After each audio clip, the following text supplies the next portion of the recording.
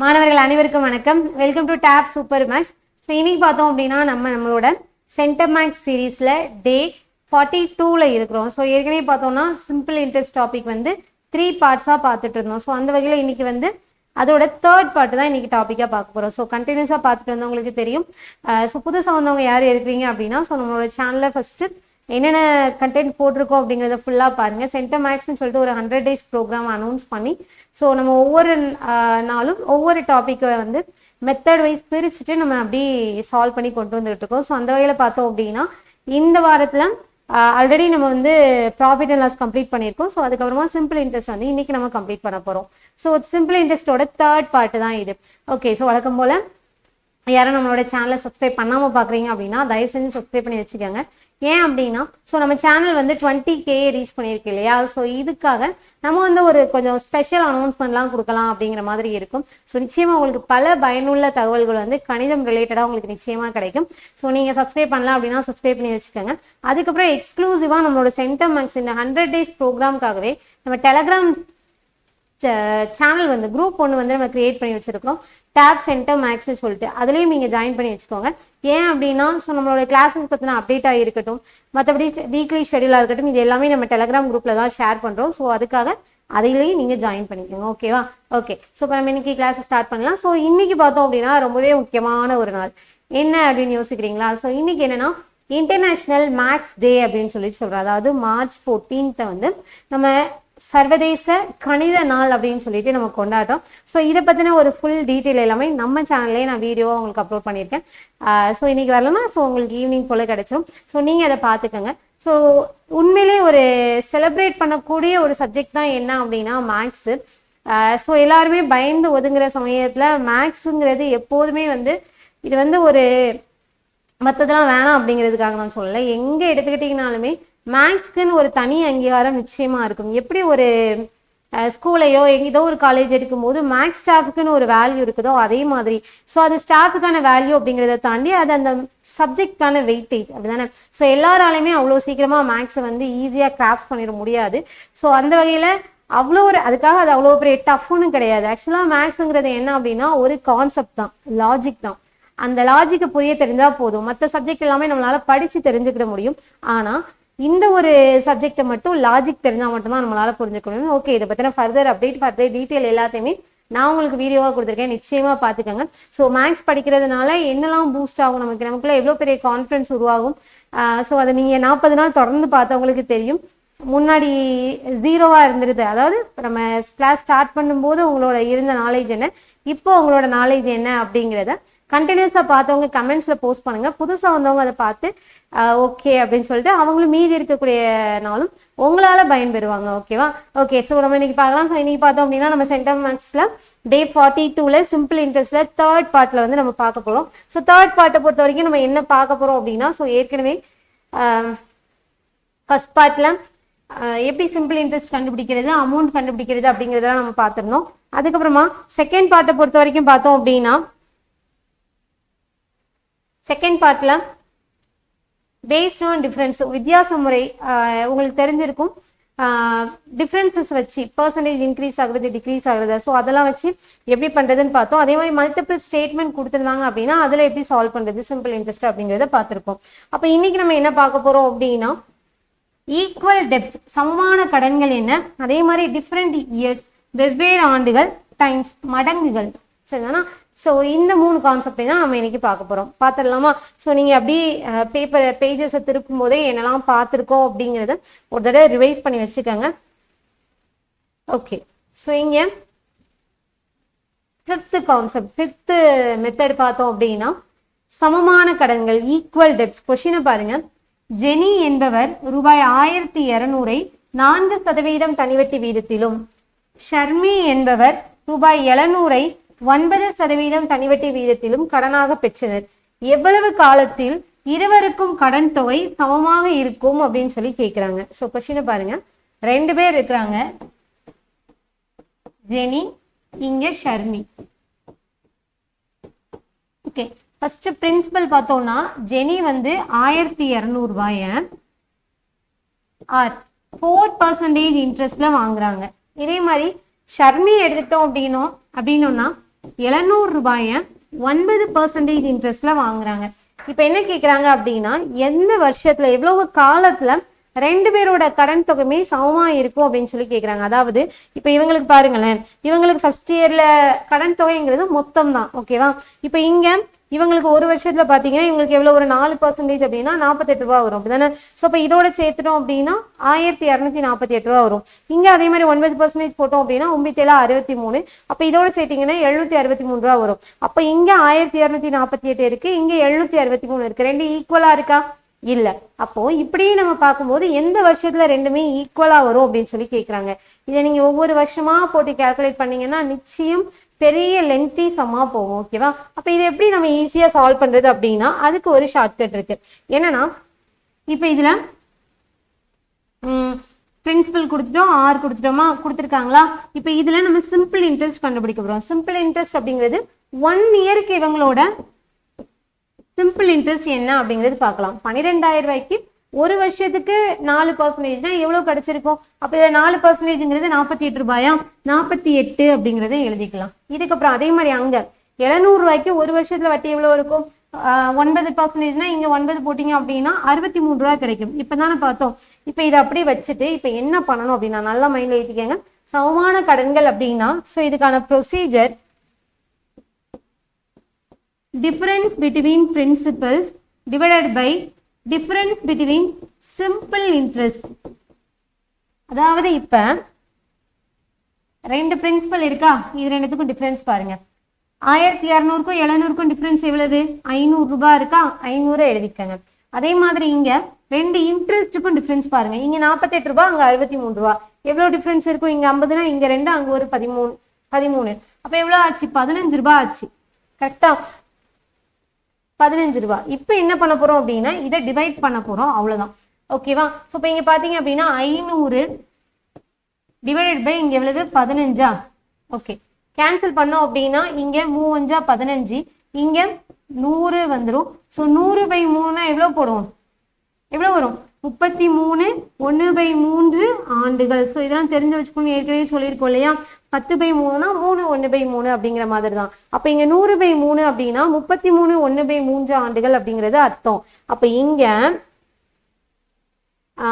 33 வருஷம் 33 1/3 வருஷத்துக்கு அப்புறம் தான் ரெண்டு பேரோட கடனுமே ஈக்குவல் ஆகும். ஸோ ஆன்சர் வந்து இதுதான். நம்ம இவ்வளோ இதை நம்ம ஸ்டெப் பை ஸ்டெப்பா செய்ய முடியுமா? 33 தடவை பண்ண முடியாது, அப்படிதானே? ஸோ இப்போ இந்த ஷார்ட்கட்டுங்கிறது நிச்சயமா யூஸ் ஆகும். அதே நேரம் எப்போ இந்த ஈக்குவல் டெப்ட் அப்படிங்கிறது நமக்கு அப்ளை ஆகும் அப்படின்னா அதையும் தெரிஞ்சுக்கோங்க. எல்லா கொஸ்டின்லையுமே நம்ம ஈக்குவல் டெப்ட் பார்த்துட முடியுமா அப்படின்னா அப்படிலாம் பார்க்க முடியாது. என்ன அப்படின்னா இதுக்கான முக்கியமான கண்டிஷன் இங்க பாருங்க. இதுல பிரின்சிபல் 1200 ரூபாய் இருக்குது, இங்க 700 ரூபாய் இருக்கு. அப்ப இதுதான் நமக்கு அதிகமான அமௌண்ட். அடுத்து பாருங்க, இதுல 4% இருக்கு, இதுல 9% இருக்கு. அப்ப இங்க பார்த்தோம் அப்படின்னா இங்க அதிகமான அமௌண்ட் ஆனா இன்ட்ரெஸ்ட் கம்மி, இங்க கம்மியான அமௌண்ட் ஆனா இன்ட்ரெஸ்ட் அதிகம். இப்படி இருந்தா மட்டும்தான் நம்ம இந்த ஈக்குவல் டெப்டே பார்க்க முடியும். அதாவது அதிகமான அமௌண்ட் அதிகமான சேலரி, இது இன்க்ரீஸ் ஆகிக்கிட்டே போய்கிட்டு இருக்கும். இது கம்மியான அமௌண்ட் கம்மியான பர்சன்டேஜ்னா இது ஒரு கிராஜுவலா இப்படி இன்க்ரீஸ் ஆகிட்டே போகும். அப்ப இது ரெண்டும் பேலன்ஸா ஈக்குவலா வர்றதுக்கு வாய்ப்பே கிடையாது. அப்ப எப்படி இருக்கலாம்னா இங்க அதிக அமௌண்ட் கம்மியான பர்சன்டேஜா இருந்துச்சுன்னா இது ஒரு கிராஜுவலா இன்க்ரீஸ் ஆகும். இங்க கம்மியான அமௌண்ட் தான் ஆனா பர்சன்டேஜ் அதிகம்னா இதுவும் இன்க்ரீஸ் ஆகிட்டே வரும். அப்போ ஒரு பர்டிகுலர் பாயிண்ட்ல ரெண்டுமே என்ன ஆயிரும் அப்படின்னா ஈக்குவல் ஆயிரும். அதுதான் இப்ப நீங்க செக் பண்ணி பார்க்கணும்னு நினைச்சீங்கன்னா இப்ப பார்க்கலாமா? P/100 ஃபார்முலா போடலாம். ஸோ இங்கேயும் நீங்க அமௌண்ட் கண்டுபிடிங்க, அங்கேயும் அமௌண்ட் கண்டுபிடிங்க. டேலி ஆயிடுச்சுன்னா அதுதான் ஆன்சர். ஓகே, ஸோ இப்போ நீங்க ஒருவேளை இந்த மெத்தட் மறக்குதுன்னா நீங்க அதுல இருந்து தான் எடுத்து போடுற மாதிரி இருக்கும். இப்போ இதில் அமௌண்ட் கண்டுபிடிக்கலாமா? ஸோ அமௌண்ட்டை பொறுத்த வரைக்கும் 1200 இன்ட்டு n வந்து 33 1/3. அப்போ என்ன போட்டுடலாம்? 100/3 எழுதிக்கலாம். இன்ட்டு எவ்வளோ பர்சன்டேஜ்னா 4% டிவைடட் பை 100. 100க்கு 100 கேன்சல் ஆயிரும். 3ஆல கேன்சல் பண்ணோம்னா இங்க 400 வரும். அப்ப இங்க மல்டிப்ளை பண்ணிக்கிட்டீங்கன்னா 1000 அப்படிங்கிறது வருமா? கரெக்டா? சரி, அப்ப இங்க அதோட ஆட் பண்ணீங்க அப்படின்னா 2800 ரூபாய் அப்படிங்கிறது நமக்கு இங்க வரும். ஸோ இங்க அமௌண்ட்ங்கிறது 2800 ரூபாய். அப்ப அதே அமௌண்ட் அங்க வந்துச்சுன்னா ஆன்சர் கரெக்ட்.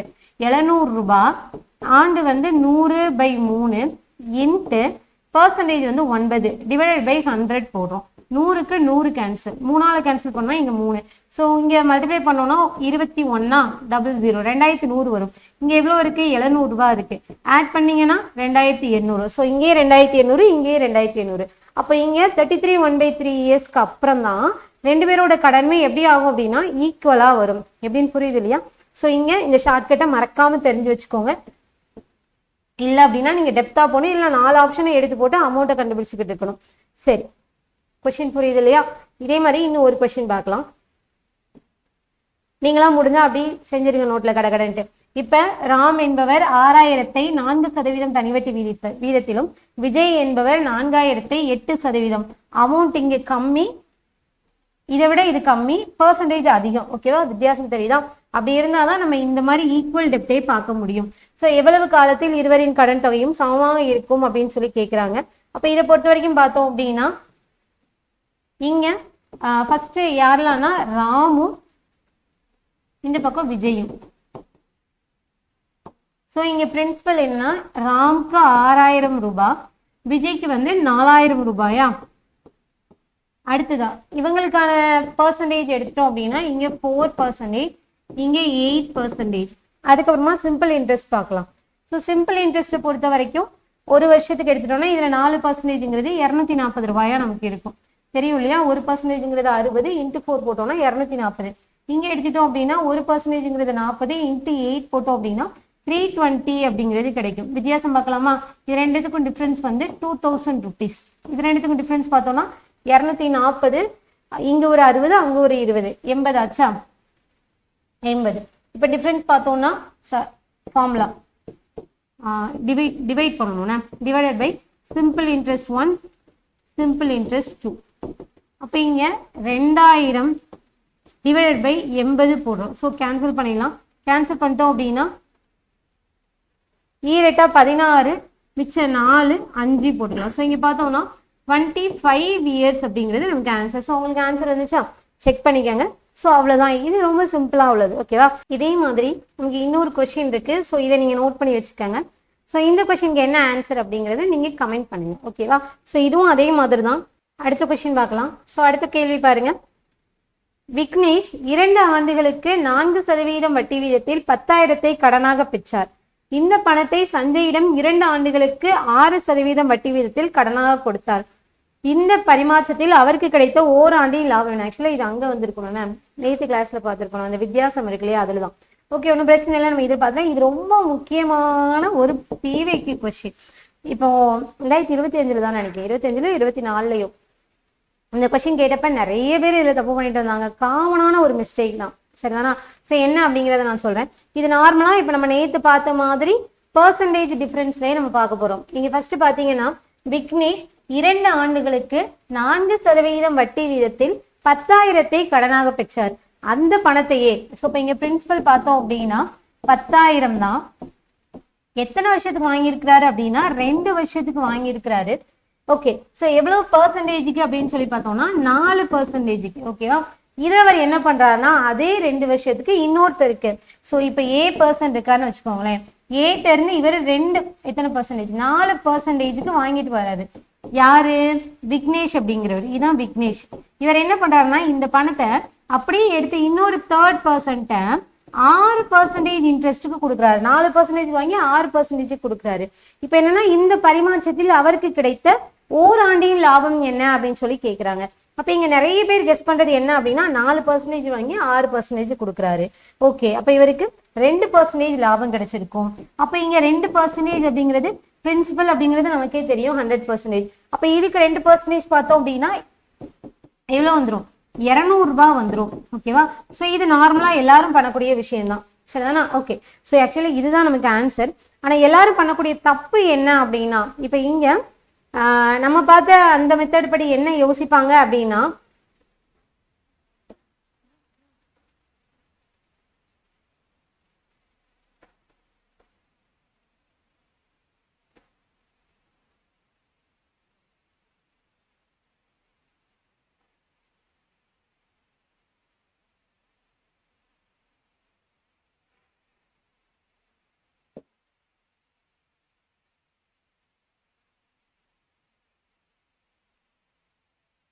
அடுத்த கொஸ்டின் பார்க்கலாம். ஸோ அடுத்த கேள்வி பார்த்தோம்னா, விக்னேஷ் 2 ஆண்டுகளுக்கு 4% வட்டி வீதத்தில் ரூபாய் 10,000 கடனாக பெற்றார். இந்த பணத்தை சஞ்சயிடம் 2 ஆண்டுகளுக்கு 6% வட்டி வீதத்தில் கடனாக கொடுத்தார். இந்த பரிமாற்றத்தில் அவருக்கு கிடைத்த ஓராண்டின் லாபம் என்ன அப்படின்னு சொல்லி கேட்கிறாங்க. ஸோ இப்போ இங்க என்ன அப்படின்னா, ஆக்சுவலா இந்த கொஸ்டின் வந்து நம்ம அங்க பார்த்துருக்கணும், டிஃபரன்ஸ் மெத்தட்ல நேற்று பார்த்துருக்கணும்.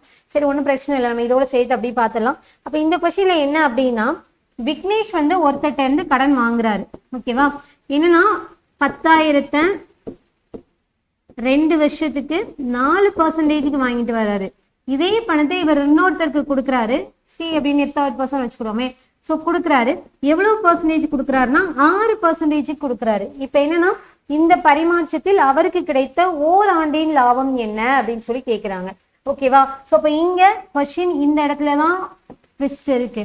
ஸோ நிறைய பேர் வந்து இதுல ஒரு சின்ன காமனான மிஸ்டேக் பண்ணிட்டு வந்தாங்க. ஸோ அது என்னங்கிறத சொல்றேன். இப்போ இது கரெக்டான ஆன்சர் என்ன அப்படின்னா, 4% வாங்கி 6% கொடுத்துருக்கிறாரு. அப்போ ஓவராலா இவருக்கு ப்ராஃபிட் என்ன அப்படின்னா 2%. ஓகே, இப்போ இங்க அதாவது 2% அவருக்கு ப்ராஃபிட். இப்ப எத்தனை வருஷத்துக்குன்னு பார்த்தோம்னா 2 வருஷத்துக்கு. இப்போ முதல் வருஷமும் 6% கொடுக்குறாரு, 2வது வருஷமும் 6% கொடுக்குறாரு. அப்ப இங்க ஒரு 2%, இங்க ஒரு 2%. அப்ப இதுல இவருக்கு ஓவரால் ப்ராஃபிட்னு பார்த்தோம் அப்படின்னா 2 வருஷத்துக்கு 2%. அப்போ ஓவராலா எவ்வளவு ஆச்சு?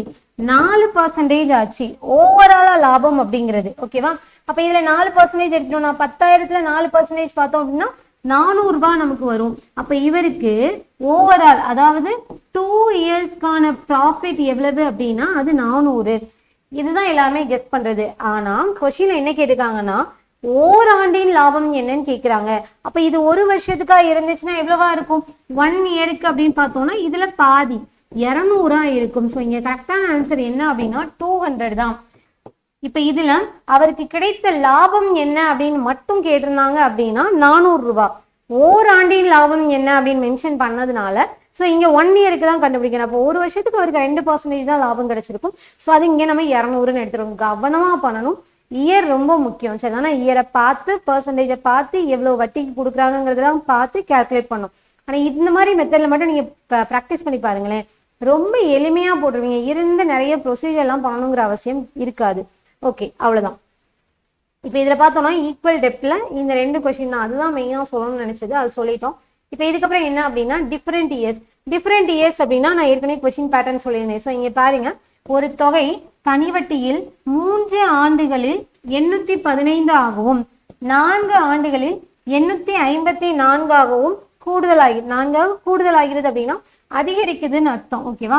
ஆக்சுவலா இப்படி இருந்துச்சுன்னா இது பக்கத்துல இருக்கிறது அமௌண்ட்னு அர்த்தம். ஏற்கனவே சொல்லியிருக்கேன் இல்லையா, இவ்வளவா ஆகிறது, மாறுகிறது, உயர்கிறது, அதிகரிக்கிறது, கூடுகிறதுன்னு சொல்லிட்டு என்ன இருந்தாலுமே அது பக்கத்துல இருக்கிறது மொத்த தொகையா தான் இருக்கும். ஸோ அந்த வகையில பார்த்தோம் அப்படின்னா இங்க 854 அதே மாதிரி 855ங்கிறது நமக்கு அமௌண்ட் அவங்க மென்ஷன் பண்றாங்க.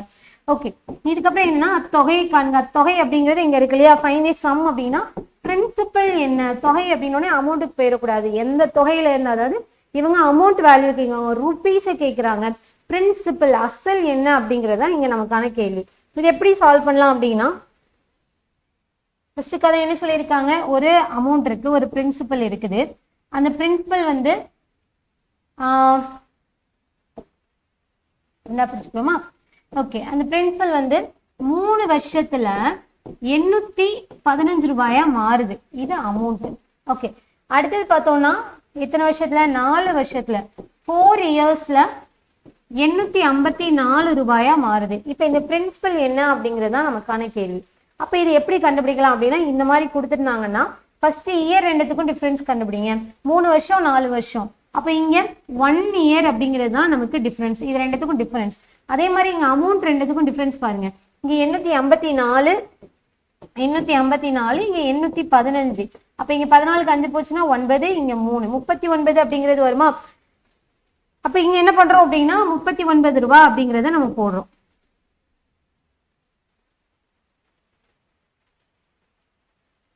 சரி, இப்ப இங்க என்னன்னா ஒரு வருஷத்துக்கு கிடைச்ச இன்ட்ரெஸ்ட் தான் இங்க என்னன்னா 39 ரூபாய் அப்படிங்கிறது அர்த்தம். அதாவது ஒரு வருஷத்துக்கும் இன்னொரு வருஷத்துக்கும் எது அதிகரிக்கும் அப்படின்னா அதோட வட்டி தான் அதிகரிச்சுட்டே வரும். அப்படிதானே? 1000 ரூபாயில இருந்து 1200 ரூபாயா 2 வருஷத்துல மாறுதுன்னா 200 இடையில கிடைச்ச வட்டி தான், அப்படிதானே? ஸோ இப்போ இங்க அதுதான் சொல்றாங்க, 815 இருந்து 854 மாறுது அப்படின்னா இடையில கிடைச்சிருக்கிறது என்னவா தான் இருக்கு, அதுக்கான வட்டியா தான் இருக்கு. அப்ப எத்தனை வருஷம் பார்த்தோம்னா 1 வருஷம். இங்க 1 வருஷத்துக்கான வட்டி 39. இப்ப இங்க அந்த பிரின்சிபல் என்ன அப்படின்னு சொல்லி கேக்குறாங்க. அப்ப அதை எப்படி கண்டுபிடிக்கலாம்னா, இப்ப இங்க பாருங்களேன், இங்க அமௌண்ட் என்ன இருக்கு, அமௌண்ட் அப்படிங்கிறது என்ன, பிரின்சிபல் பிளஸ் சிம்பிள் இன்ட்ரெஸ்ட். இங்க சிம்பிள் இன்ட்ரெஸ்ட் அப்படிங்கிறது என்னன்னா இங்க எத்தனை வருஷம், 3 வருஷம். அப்ப இந்த அமௌண்ட்டுக்குள்ள என்னெல்லாம் இருக்கும்னா அசல் ரூபாய் இருக்கும், கூடவே 3 வருஷத்துக்கான சிம்பிள் இன்ட்ரெஸ்ட் இருக்கும், அப்படிதானே? கரெக்டா?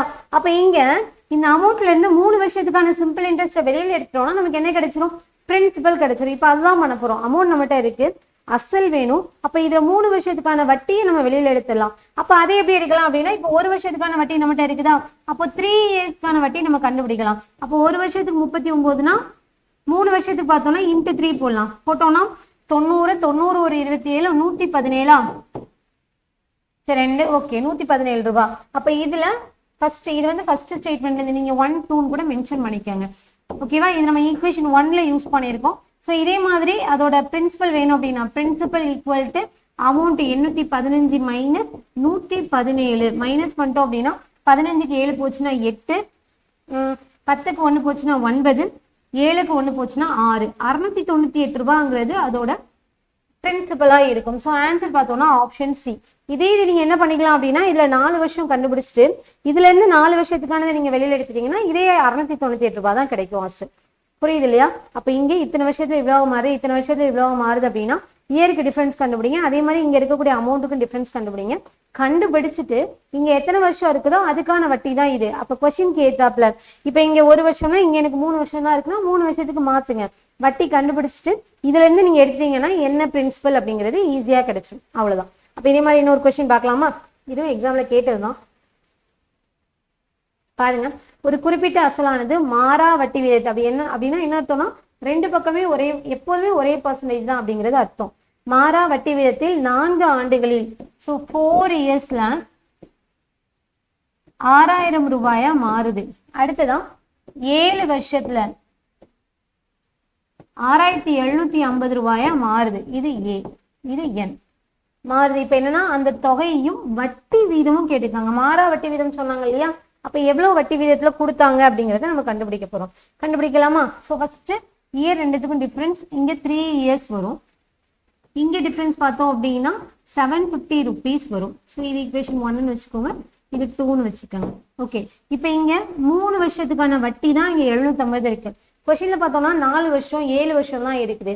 அப்ப இங்க 3 4க்கோ 7க்கோ கன்வெர்ட் பண்ண முடியாது. அப்ப என்ன பண்ணிக்கலாம்னா 3 வருஷத்துக்கான இன்ட்ரெஸ்ட் 750 தானே, இது சிம்பிள் இன்ட்ரெஸ்ட். 3 வருஷத்துக்கான சிம்பிள் இன்ட்ரெஸ்ட் 750 தானே. அப்போ ஒரு வருஷத்துக்கு என்னவா இருக்கும், 750 டிவைடட் பை 3. அப்ப இங்க என்ன வந்துடும், 250 ரூபாய் வந்துடும். அப்போ ஒரு வருஷத்துக்கான இன்ட்ரெஸ்ட் எனக்கு 250. அப்ப 4 வருஷத்துக்கு என்னவா இருக்கும், ஈக்குவேஷன் 1ல போடுங்க. 4 இயர்ஸ்க்கான சிம்பிள் இன்ட்ரெஸ்ட் அப்படிங்கிறது 4 × 450 250. 4 × 250 1000 rupees அப்படிங்கிறது கிடைக்கும். அப்ப இங்க இதுல வட்டி எவ்வளவு ரூபாய் சேர்ந்திருக்கு அப்படின்னா 1000 ரூபாய் சேர்ந்திருக்கு. அப்ப நான் பிரின்சிபல் கண்டுபிடிக்கிறதுக்கு அந்த அமௌண்ட் 6000ல இருந்து வட்டி 1000 நான் மைனஸ் பண்றேன்.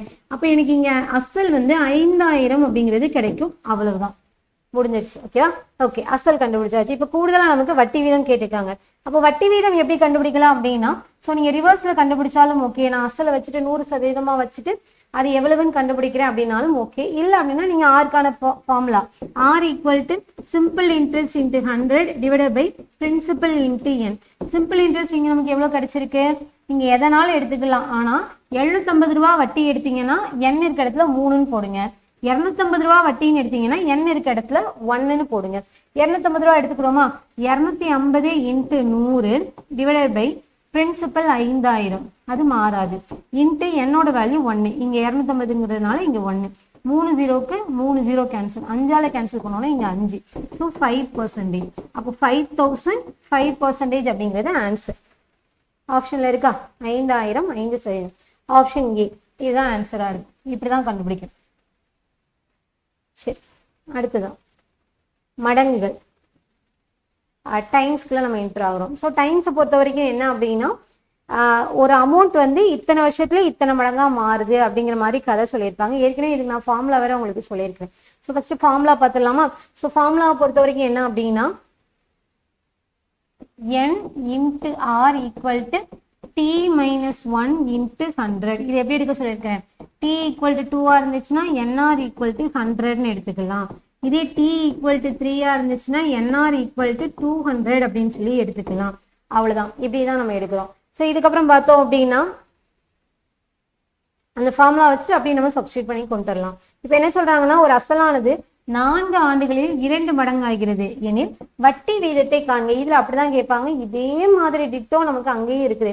அங்கே என்னன்னா எத்தனை மடங்கா மாறுது, எவ்வளவு வருஷத்துல மாறுது அப்படிங்கிற மாதிரியான கேள்விகளா இருக்கும் கூட்டு வட்டியில. இங்க நீங்க பாத்துக்கணும். இப்ப இதுல பாருங்களேன், ஒரு அசலானது 4 ஆண்டுகளில் 2 மடங்கு ஆகிறது எனில் வட்டி வீதத்தை காண்கன்னு சொல்லியிருக்காங்க. இல்ல தனி வட்டின்னு எதுவும் மென்ஷன் பண்ணியிருக்காங்களா? இல்ல. ஆனா கூட்டு வட்டியிலும் இதே மாதிரி நமக்கு மடங்கு கொஸ்டின் இருக்கு. அப்ப என்ன பண்ணலாம் அப்படின்னா ஒரு கொஸ்டின்ல இன்ட்ரெஸ்ட்டை பொறுத்த வரைக்கும் அதுல தனி வட்டினும் கொடுக்கல கூட்டு வட்டினும் கொடுக்கலன்னா அதை தாராளமா தனி வட்டிக்கு எடுத்துக்கலாம். நல்லா தெரிஞ்சுக்கோங்க. தனி வட்டி கூட்டு வட்டியில கொஸ்டின்ல தனி வட்டின்னு மென்ஷன் பண்ணா தனி வட்டிக்கு வந்துருவோம், கூட்டு வட்டின்னு மென்ஷன் பண்ணா கூட்டு வட்டியில செஞ்சிருவோம் காம்பவுண்ட் இன்ட்ரெஸ்ட்ல. ஆனா எதுவுமே கொடுக்காம இந்த மாதிரி கொஸ்டின் இருந்துச்சுன்னா நீங்க எதுல தான் சால்வ் பண்ணணும் அப்படின்னா தனி வட்டி முறையில தான் சால்வ் பண்ணணும். சிம்பிள் இன்ட்ரெஸ்ட்ல தான் எடுக்கணும். காம்பவுண்ட் இன்ட்ரெஸ்ட்டுக்கு போகவே கூடாது. காம்பவுண்ட் இன்ட்ரெஸ்ட்னு எப்போ மென்ஷன் பண்ணியிருக்கோ அப்பதான் நம்ம அதுக்குள்ள போகணுமே தவிர இல்லைன்னா அந்த பக்கமே போகக்கூடாது. மற்ற எல்லாமே எங்க வந்துடும்? சிம்பிள் இன்ட்ரெஸ்ட்டுக்கு வந்துடும். சரி, அப்ப இங்க பார்க்கலாம். நீங்க என்ன சொல்லியிருக்காங்க அப்படின்னா 4 வருஷத்துல அப்ப n ஈக்குவல் டு 4 இயர்னு எடுத்துக்கலாம். எத்தனை மடங்கா மாறுது? 2 மடங்கு. ஸோ t ஈக்குவல் டு 2ன்னு எடுத்துக்கோங்க. வட்டி வீதம் கேட்டிருக்காங்க. t ஈக்குவல் டு 2 இருந்துச்சுன்னா ஃபார்முலா என்ன? nr equal to 100. அப்ப இங்க n இருக்கிற இடத்துல 4ங்கிறத போடுங்க. அப்ப 4 into r equal to 100 cancel பண்ணோம்னா 25. ஸோ ஆன்சர் இஸ் 25% அப்படின்ட்டு. ஸோ ஆன்சர் பார்த்தோம்னா ஆப்ஷன் பி 25%. அவ்வளவுதான். அப்ப இங்க இது மட்டும் இந்த ஃபார்முலா மட்டும் தெரிஞ்சுதா போதும், வேற எதுவுமே இல்லை. மடங்கு கொஸ்டின் எப்படின்னு தெரியுது இல்லையா?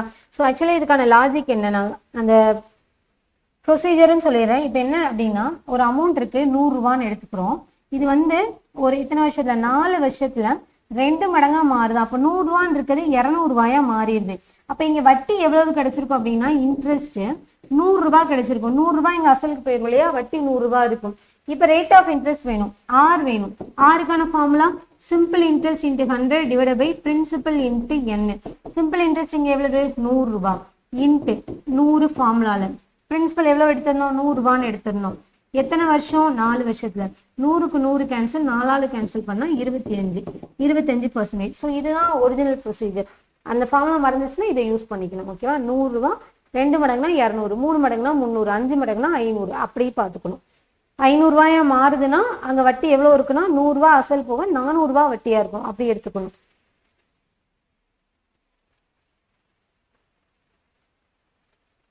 அதுக்கப்புறமா வருடத்திற்கு 18.75% என்ற எளிய வட்டி விகிதத்தில் தொகையானது எத்தனை வருடங்களில் ரெட்டிப்பாகும் அப்படின்னு சொல்லி கேட்கிறாங்க. தனி வட்டியை பொறுத்த வரைக்கும் பெர்சன்டேஜ் கொடுத்துட்டு n கேட்பாங்க, அல்லது n கொடுத்துட்டு பெர்சன்டேஜ் கேட்பாங்க. ஏன்னா ஃபார்முலால nr மட்டும் தானே இருக்குது. இதுக்குள்ளேயே தான் நமக்கு சுத்திட்டு வரும். சரி, அப்ப இங்க போட்டுடலாமா? So n into r equal to இங்க t எவ்வளவு சொல்லியிருக்காங்க? ரெட்டிப்பாகும். அப்ப 2னா இங்க 100 தான் போடுவோம். ஓகே. ஸோ இப்போ இங்கே என்னோட வேல்யூ கொஸ்டின். இப்போ இங்கே ஆரை பாருங்களேன். ஆரை நீங்கள் 18.75 எடுத்தாலும் ஓகே. இல்லை அப்படின்னா இதை நீங்கள் பின்னமாக எடுத்துக்கோங்க, கொஞ்சம் எளிமையாக இருக்கும். 0.75 என்ன எடுக்கணும்? 3/4 எடுக்கணும். அதாவது 0.25 என்ன எடுத்தோம்னா கால்னு அர்த்தம். இப்போ 1.25 1/4 எடுத்துக்கலாம். இதே 1.50 அரைன்னு அர்த்தம். 1/2. அப்போ இதை மாற்றினீங்கன்னா 5/4 கிடைக்கும். இதை மாற்றினீங்க அப்படின்னா 3/2 அப்படிங்கிறது கிடைக்கும். அதே மாதிரி 1.75 அப்படின்னா 1/4 அர்த்தம். அப்ப இதை சால்வ் பண்ணீங்கன்னா 4 4 3 7 7/4 அப்படிங்கிறது நமக்கு கிடைக்கும். இப்படிதான் சரிதானா? ஸோ இப்போ இங்க 18 3/4 அப்படின்னு சொல்லி நம்ம எழுதிக்கிறோம். அப்ப இதை நார்மல் பின்னத்துக்கு மாத்தினீங்க அப்படின்னா 18 40 40 32 72 75/4 அப்படின்னு சொல்லி போட்டுக்கலாம். ஓகே. ஸோ இப்போ இங்கே ஆர் இருக்க இடத்துல 75/4 அப்படிங்கிறத போட்டுக்கலாம். Equal to 100. ஸோ பர்சன்டேஜ் இருக்கே பை 100 போடணுமா? அதெல்லாம் வேணாம். ஆர் வேல்யூ மட்டும் எடுத்துக்கோங்க போதும். இது சால்வ் பண்ணோமா? 1 75 75 4 3 25 75 4 25 நமக்கு 100. அப்போ இங்கே என்ன வரும் அப்படின்னா n வேல்யூ 16 16/3 அப்படிங்கிறது வரும். இதை நீங்கள் கலப்பு பின்னத்துக்கு மாற்றினீங்க அப்படின்னா 5 1/3 இயர்ஸ் அப்படிங்கிறது வரும். சரி, இதுதான் ஆன்சர். ஆப்ஷனில் அப்படி இருக்கா? இல்லை. அப்போ என்ன பண்ணணும் அப்படின்னா இதை இயருக்கும் மந்த்துக்குமா மாற்றணும். இப்போ 5ங்கிறது முழு எண்ணா இருக்குது. அப்போ நம்ம அதை 5 இயர்ஸ் அப்படின்னு நம்ம வச்சுக்கலாம். அடுத்துதான் 1/3ன்னு இருக்கு. 1/3க்கு ஈக்குவலண்டான மந்த் என்ன? அங்கே பார்த்தோம் இல்லையா, மந்த்லேருந்து எப்படி இயருக்கு மாற்றுறதுன்னு. இப்போ இயர் கொடுத்துருக்காங்க. அப்போ இது ஈக்குவலண்டான மந்த் என்ன? 1/3 அப்படின்னா 12 3 பங்காக வைக்கணும். அப்போ எத்தனை வைக்கலாம்? 4 4 4ன்னு வைக்கலாம். ஸோ இங்கே 4 மந்த்ஸ். இல்லை, அந்த டேபிளில் படிச்சிருந்தீங்கன்னா உங்களுக்கு தெரிஞ்சிருக்கும். 4 மந்த்துக்கு ஈக்குவலண்டான இயர் என்ன அப்படின்னு சொல்லியிருந்தோம்னா 1/3 அப்படின்னு சொல்லியிருந்தோம். ஸோ அதுதான். அப்போ 5 இயர்ஸ் 4 மந்த்ஸ் அப்படிங்கிறது ஆன்சர். Option B, Bombay. எப்படின்னு புரியுது தானே? ஓகே, அடுத்துதான். இங்கே பாருங்க, அங்கே போட்ட மாதிரி இங்கே வந்து நம்மளால முழு எண்ணா எடுத்துக்க முடியாது. இப்போ இங்கே கொஸ்டின் எப்படி இருக்குன்னா, ஒரு அசலானது 2 வருடத்தில் 9/4 மடங்கா மாறுது அப்படின்னு சொல்லியிருக்காங்க. அப்போ அதனோட விகிதம் என்ன அப்படின்னு சொல்லி கொஸ்டின் கேட்குறாங்க. அப்போ இங்கே என்னன்னா மடங்கு வந்து 9/4ன்னு கொடுத்துருக்காங்க. இப்போ இதை ஃபார்முலாலையும் சொல்கிறேன், அடுத்து இன்னொரு மெத்தட் இருக்குது, அது என்னங்கிறத சொல்கிறேன். இப்போ என்னங்கிறது 2 இருக்குது, டைம்ஸ் டி அப்படிங்கிறது 9/4 அப்படிங்கிறது இருக்குது. ஆர் என்ன அப்படிங்கிறது தான் இங்கே கேள்வி. அப்போ போடலாமா? n into r equal to formula t minus 1 into 100. So அந்த வகையில் எடுத்துட்டோம் அப்படின்னா என்னோட வேல்யூ 2 into ஆரோட வேல்யூ கொஸ்டின் 9/4 minus 1 into 100 அப்படின்னு சொல்லி எடுத்துக்கலாம். அப்போ இங்கே போட்டோம்னா 2 into r equal to இங்கே 4 9 - 4 5. அப்போ 5/4 into 100 அப்படின்னு சொல்லி போட்டுக்கலாம். இங்கே கேன்சல் பண்ணோம் அப்படின்னா இங்கே 50ன்னு கிடைக்கும். அப்போ ஓவராலாக எடுத்துட்டீங்கன்னா 250. 250/4 இன்னும் கேன்சல் பண்ணீங்கன்னா 2 125. அப்போ இதை சால்வ் பண்ணீங்க அப்படின்னா 6 2 12 2 4 மிச்சம் 1/2%. அப்போ 62 1/2% அப்படிங்கிறது நமக்கு ஆன்சராக இருக்கும். இப்படிதான். ஓகேவா? சரி, நான் இவ்வளோ பெருசாக பண்ணணுமா அப்படின்னா இது என்ன எப்படி எளிமையாக பண்ணலாம் அப்படின்னா, இப்போ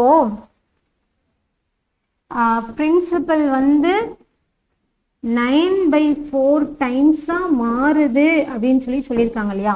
ஆக்சுவலாக இதில் 9/4 அப்படிங்கிறது 4ங்கிறது அடியில் இருக்கிறது எப்போதுமே நமக்கு 100% இருக்கும். அப்போ அடியில் இருக்கிறது நம்ம எப்படி எடுத்துக்கலாம் அப்படின்னா 100% அப்படின்னு எடுத்துக்கலாம். அப்படிதானே? அப்போ அடியில் 100% இருக்கும். ஸோ இப்போ இங்கே என்ன எடுத்துக்கிறோம் அப்படின்னா பிரின்சிபலை வந்து 4 ரூபா அப்படின்னு சொல்லி எடுத்துக்கிறோம். சரி, இது 9 மாறுது. மேலே இருக்கிறது என்னன்னா அமௌண்ட்டுன்னு அர்த்தம். ஓகேவா?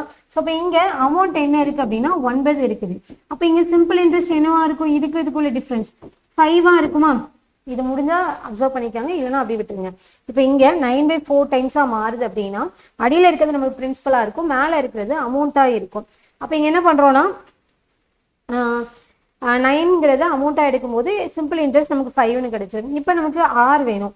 ஆர் தானே? ஆமாம். ஆருக்கான ஃபார்முலா தெரியும் இல்லையா? Simple interest into 100 divided by principal into n. சரி, n நமக்கு இங்கே எவ்வளோ கொடுத்துருந்தாங்க?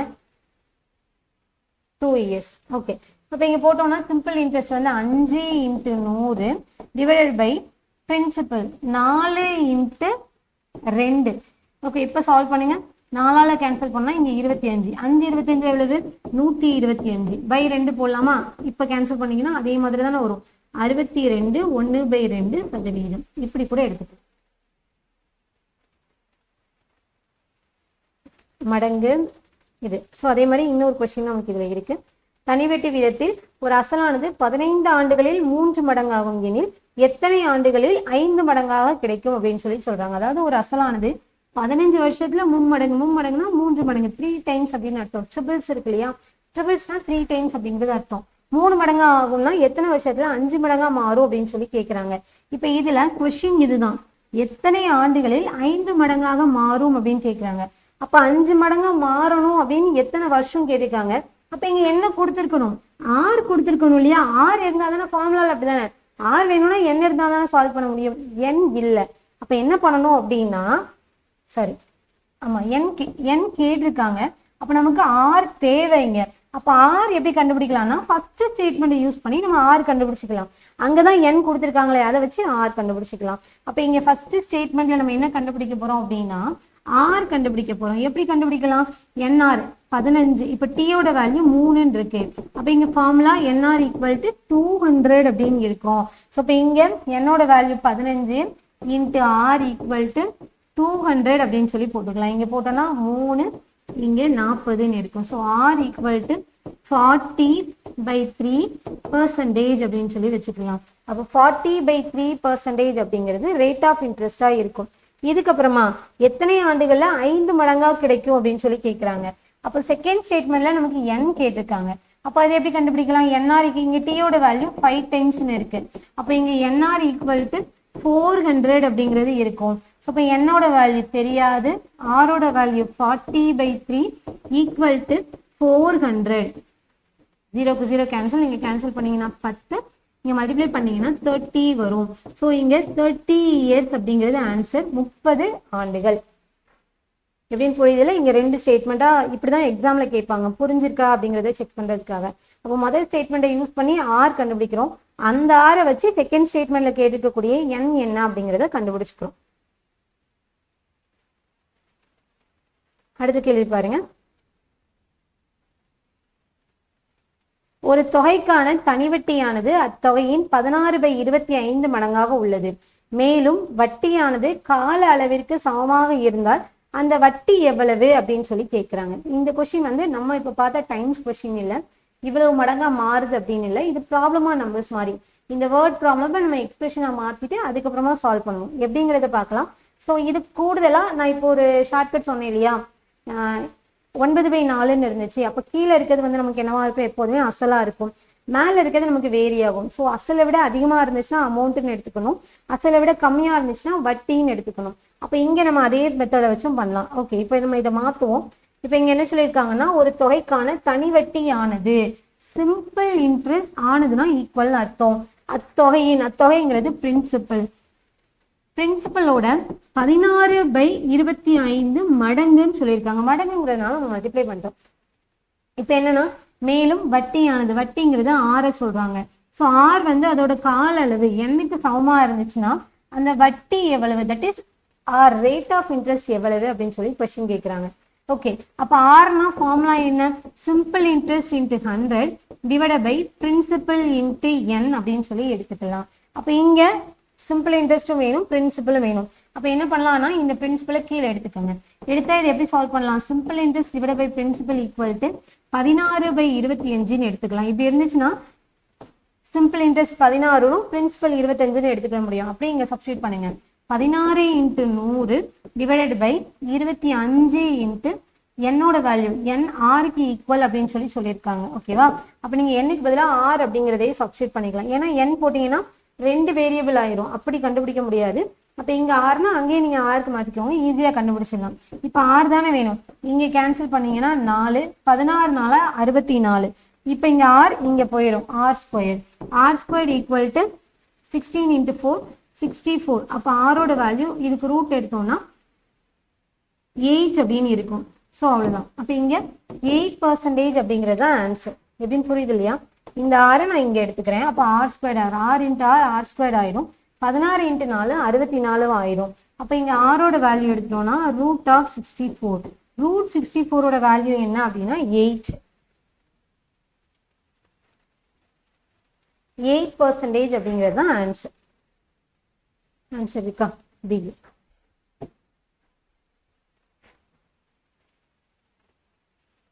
அவ்வளோதான். ஸோ ஓவராலாக பார்த்தோம் அப்படின்னா நம்ம சிம்பிள் இன்ட்ரெஸ்ட் டாபிக் இதோட நமக்கு இன்னைக்கு கம்ப்ளீட் ஆகுது. என்னென்ன பார்த்துருக்கோம்னா, மடங்கு பார்த்துருக்குறோம், அதே மாதிரி ஈக்குவல் டெப்த்தில் இந்த கொஸ்டின் டிஃப்ரென்ஸ் வச்சு பார்க்குறது எப்படிங்கிறத பார்த்தோம். ஈக்குவல் டெப்ட்டுங்கிறது பிரின்சிபலுக்கான டிஃப்ரென்ஸும் 1 வருஷத்துக்கான சிம்பிள் இன்ட்ரெஸ்ட்கான டிஃப்ரென்ஸையும் டிவைட் பண்ணிட்டோம்னா நமக்கு ஈஸியாக கிடைச்சிரும். இதுக்கப்புறம் மேலே இருக்கிறதுலாம் நம்ம நேற்றே பார்த்துருந்தோம், இப்படிதானே?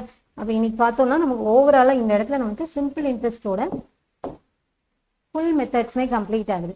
அப்போ சிம்பிள் இன்ட்ரெஸ்ட்டை நம்ம சக்ஸஸ்ஃபுல்லாக இந்த வீக் கம்ப்ளீட் பண்ணிட்டோம். அடுத்த வாரம் என்ன அப்படின்னா காம்பவுண்ட் இன்ட்ரெஸ்ட். ஓகேவா? பயப்பெல்லாம் வேணாம். பேரை கேட்டவுடனே ஒரு சில பேருக்குலாம் ஐயோ இதுவா மென்சுரேஷன்னா அது கஷ்டமாக தெரியும், டைம் ஒன் ஒர்க்னா அது பெரிய மலை மாதிரி தெரியும். அப்படிலாம் இல்லை, ரொம்ப சிம்பிள் தான். நான் இருக்கேன் இல்லையா, அவங்க ஈஸியாக சொல்லித்தரேன். ஸோ இங்கே பார்த்தோம் அப்படின்னா இன்னைக்கு நம்ம சிம்பிள் இன்ட்ரெஸ்ட் இங்கே கம்ப்ளீட் பண்ணியிருக்கோம். இதுக்கான ப்ரீவியஸ் கொஸ்டின் எல்லாமே நான் உங்களுக்கு ஷேர் பண்ணுறேன், டெலிகிராமில் ஷேர் பண்ணுறேன், நீங்கள் பார்த்துக்கோங்க. எல்லாருக்குமே ஆல் தி வெரி பெஸ்ட். தொடர்ந்து படிங்க, நம்ம தொடர்ந்து பயணிப்போம். ஓகேவா? எல்லா நிலைமையிலுமே ப்ராக்டிஸை மட்டும் விடாமல் இருந்துட்டீங்கனாலே போதும். மற்றபடி வேறு எதுவுமே மேக்ஸில் பெருசாக ஸ்கோர் பண்ணுறதுக்கு எதுவுமே செய்ய வேண்டாம். டெய்லி ப்ராக்டிஸ் மட்டுமே போதும். நீங்கள் இதை டெய்லி அட்டன் பண்ணுறீங்கிற பட்சத்தில் நிச்சயமாக உங்களுக்கான ஃபுல் ஸ்கோருங்கிறதே கிடைக்கும். தொடர்ந்து நம்பிக்கையோடு படிங்க, அதுதான் ரொம்ப முக்கியம். All the very best. Thank you.